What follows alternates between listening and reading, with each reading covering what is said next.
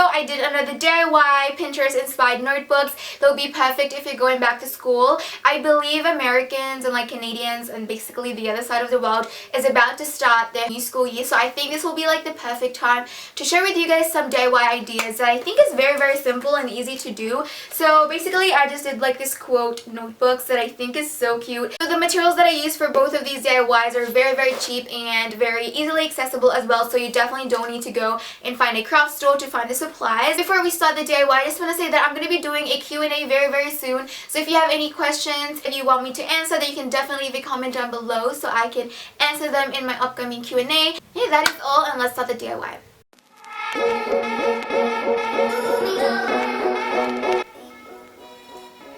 So for the first DIY, you will need a book of your choice, but I suggest choosing one with plain book cover, also Sharpie, paint, and paintbrush.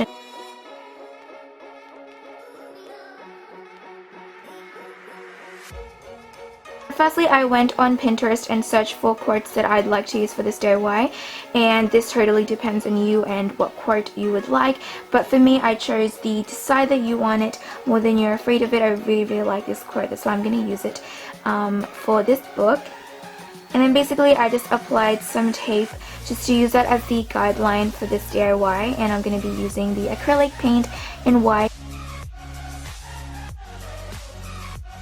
I just put some on an old magazine paper and literally just freehand draw it, because I feel like freehand paint it because I feel like it is much easier to do it this way than using a stencil. It is just much simpler, and I feel like I can just freehand draw it anyways. I feel like the trick for this DIY to make it look presentable and really good is that you want to vary the fonts and like the sizes of the writing that you want to do.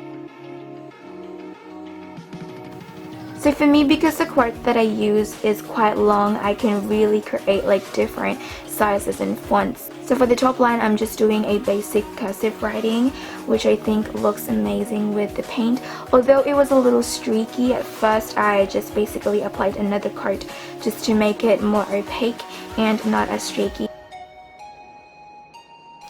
And then I just applied another set of tape, and I'm going to be freehand drawing this using the Sharpie. So I just like the combination of gold and white, so that's what I'm going to be using. It really depends on you. You can totally use the choice of color that you'd want, like purple or, you know, silver or whatever.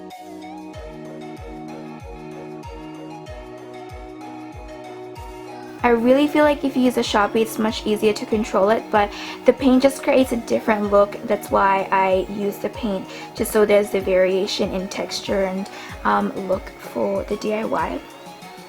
Just really take your time with this, don't rush this, because you really cannot repeat it again or rub it off if you make a mistake. So make sure that you're just really careful.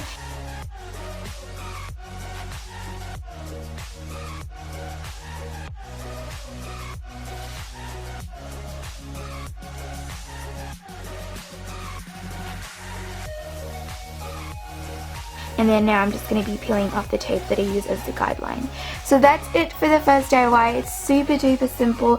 You really just got to take your time and be neat with it, but if you can't, you can definitely use stencils as an option.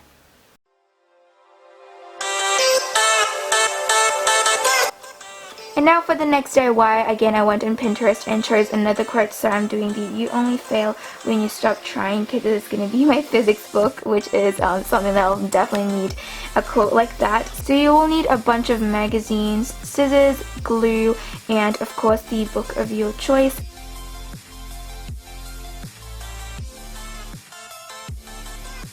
So I went through the magazine and found letters that make up for the quote. Basically, this will take a long time to find every single letter in the quote, but it is definitely worth it, and it's super duper simple anyway. It's just very time consuming, but this just creates such an amazing unique look because, you know, the different fonts and sizes and colors of the letters that you'll find in the magazine.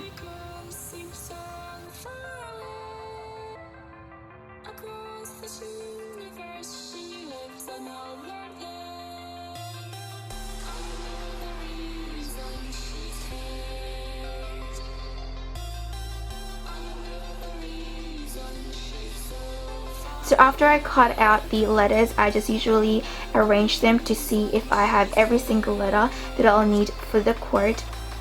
And I also arrange them on the book just to see how it's gonna look when I glue them together, and you know, just to adjust something here and there.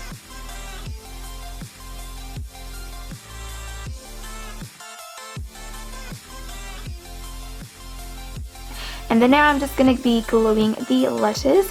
This is like the simplest part of this DIY. I feel like it's so easy to do because you just basically cut out letters and then glue them, and that's basically it. You can definitely put Mod Podge on top of this so the letters doesn't fall out throughout the year, but that's basically it for this DIY.